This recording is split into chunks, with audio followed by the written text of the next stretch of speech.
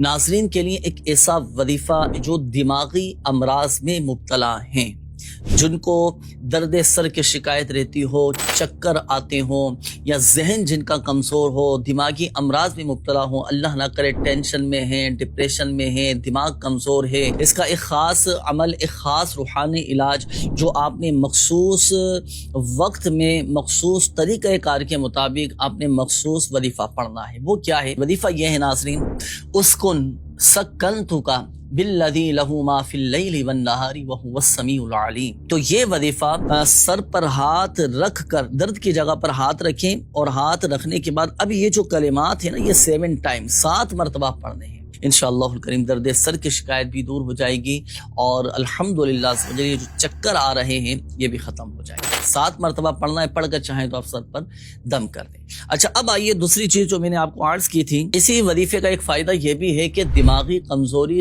دور کرنے کے لیے بھی یہ خاص وظیفہ کیا جاتا ہے۔ تو وہ افراد کے جو دماغی طور پر کمزور ہیں، تو آپ یہ عمل کرنا ہے۔ عمل کس طرح کریں گے؟ تو عمل اس طرح کرنا ہے کہ یہ عمل روزانہ کسی ایک ہی وقت میں 7 دن تک مسلسل کیا جائے۔ مثال کے طور پر آپ نے ظہر کی نماز کے بعد کا وقت فکس کر لیا، تو اب روزانہ 7 دن تک پورا ایک ہفتہ اب ظہر کے بعد ہی آپ نے یہ وظیفہ پڑھنا ہے اور سر پر دم کرنا۔ جو آپ وقت مخصوص کریں گے، اب پورے 7 دن اس مخصوص وقت میں ہی آپ نے یہ وظیفہ پڑھنا ہے، اور 7 ٹائم 7 مرتبہ یہ پڑھ کر سر پر دم کریں، درد کے مقام پر دم کریں۔ انشاءاللہ الکریم اللہ پاک کی رحمت سے، اللہ پاک کے فضل سے دماغی کمزوری دور ہوتی چلی جائے گی۔